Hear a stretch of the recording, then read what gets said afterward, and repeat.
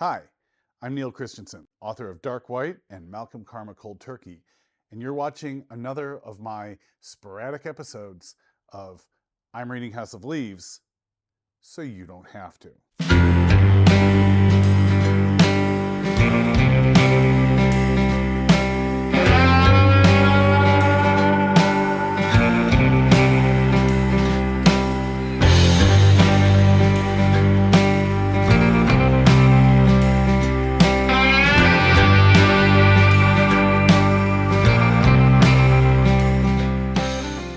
Today we're going to cover Chapter 13. Chapter 13 checks in at 33 pages, and they are dense. With the exception of one 4-page footnote by Johnny, Chapter 13 reads like the climax of a traditional horror thriller. Actually, it's almost a whole story in and of itself. We start with a story about the children. Chad, the older of the two, had been tasked at school with drawing a picture of his house. The resulting project was dark and somewhat disturbing. A solid black square that had been colored in with crayon and pencil so thoroughly that no speck of white paper shone through. On the margins of the square were depictions of dangerous animals: a wolf, a tiger, and a dragon with teeth and claws bared. Chad's teacher found this odd and recognized that it could be a sign of problems at home, but decided to hold that thought and just observe Chad more closely. Until, shortly thereafter, she saw the same picture hanging in the school hallway, but drawn by Daisy, Chad's kindergarten-age sister. The two drawings together, in conjunction with the absence of both children at school, painted a stark picture of trouble at home that Chad's teacher felt needed to be investigated. On her lunch break, she drove to the house to do a wellness check. What she walked into was a horror she was unprepared to handle. Bodies lying in pools of blood on the kitchen floor, and a man in a wheelchair, hands sliced to ribbons, while the children sat silently, Daisy mumbling incoherently to herself. Then we flash to before Tom's rescue of Billy Reston and subsequent abandonment of Will in the stairwell. We see Karen standing watch over the radios, ignoring the needs of her children, until she finally makes a decision in her own mind to ultimately leave the house. This brings her back to her kids, and she goes upstairs to tuck them in and reassure them that they will be leaving the house soon. Karen begins packing up the house into boxes and moving her feng shui trinkets out into the garage and generally getting things ready to leave. That's when Tom reappears and rushes out to the hardware store for supplies. He returns with the ropes and pulleys and other gear we see him use in Chapter 12. Tom heads back into the hallways and reemerges later with Billy Reston, Wax, and Jed. When Karen sees this, she gasps and begins asking frantically about Will. When Karen sees Wax, her hands fly to her mouth, though it hardly prevents the cry. Reston emerges from the hallway next, the growl growing louder behind him, threatening to follow him into the living room. Frantically, he slams the door and bolts all 4 locks, which, no doubt thanks to the door's acoustic rating, actually seems to keep that terrible sound at bay. Karen, however, starts shouting, "What are you doing, Billy? What about Navi? Where's Navi?" Even though he is still crying, Tom tries to pull her away from the door. We lost him. Karen is having none of this. When she asks if Will is dead, Tom says he doesn't think so, but explains that the staircase expanded again and he was lost to distance. They all recognize that it could shrink again, but no one knows when, and the danger of staying inside the hallways spaces is too great. We learn that Wax did in fact survive after being helicoptered to a hospital, but that recovery was purely physical and that the trauma of the events stayed with him forever, preventing him from even entering his own closets. The police investigation into Jed's death and Holloway's disappearance was short. The video footage brought back proved that Holloway had killed Jed. The group explained to the sheriff that Holloway was in the hallways still and led him to the entrance. But after just a moment inside the initial alcove, the sheriff left the house and never returned. There's a strange moment on page 320. While every book, every novel, even the most meticulously edited ones, have some typos in them, I've come to expect that everything in House of Leaves is intentional. Therefore, I am subject to thinking that this error has meaning, though I can't tell you what it is. Regrettably, Tom fails to stop at a sip. A few hours later, he has finished off the whole fifth, as well as half a bottle of wine. He might have spent all night drinking had exhaustion not caught up with me. That me seems like it should be a him. Not sure what that means yet, but I'm keeping it with me moving forward. 4 nights later, when all seems lost and Karen is prepared to leave the house for good, she falls on the sofa listening to the static of the radios.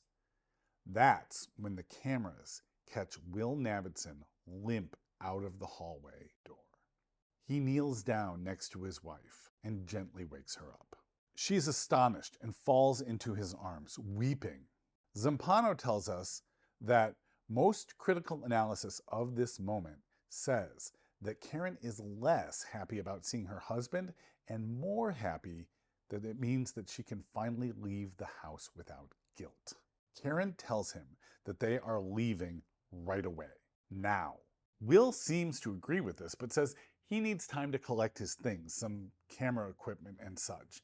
He does encourage them to head out immediately and find a motel, saying he will meet them there as soon as he has everything together. This is where we get to Johnny's 4-page description of what he's going through. He's been away from his job and friends for 4 months. He's stayed locked in his apartment working on the manuscript. His electricity has been turned off, and he is living on canned food and candlelight.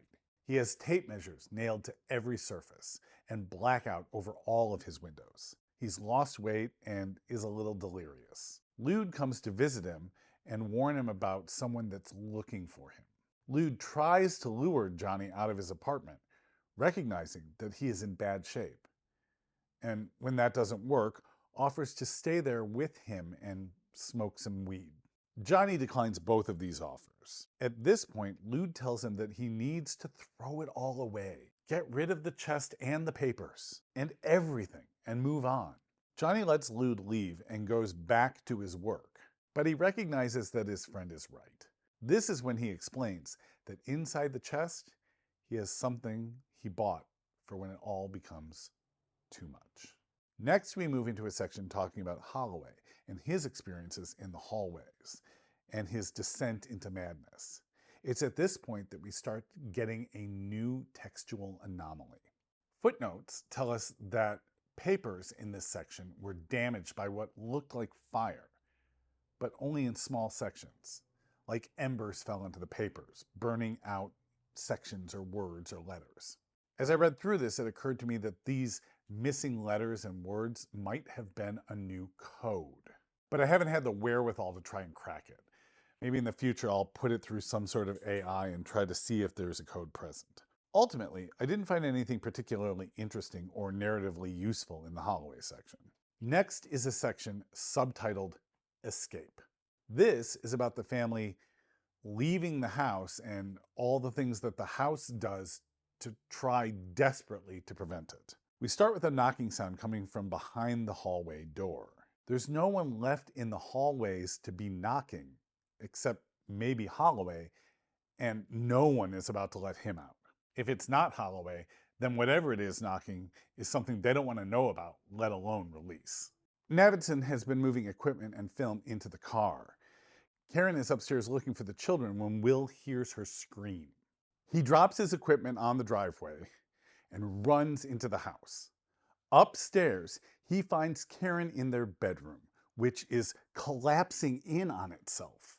Will scoops her up and just barely gets out of the room before the entire thing vanishes. He takes her outside and puts her in the car, then goes back for the kids. At this point, the upstairs is continuing to collapse like it's being folded up on itself, and the floor in the living room downstairs drops in front of the hallway door, making a slide from the front door into the hallway.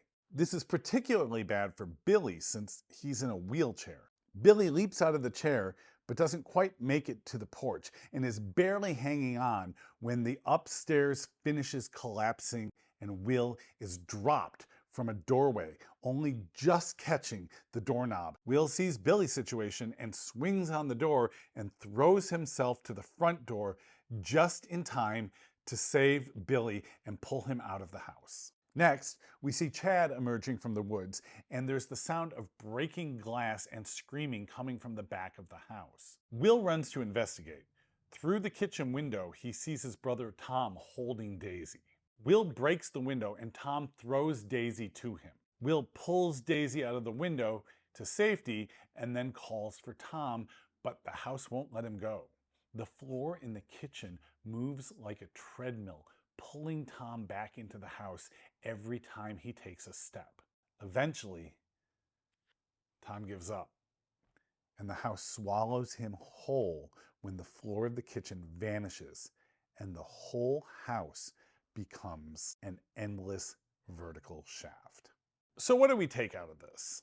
The house has claimed 3 lives so far, and it's destroyed Will and Karen Navidson's relationship. The family, except for Tom, has managed to escape, and yet we are only a little more than halfway through the primary narrative of the book.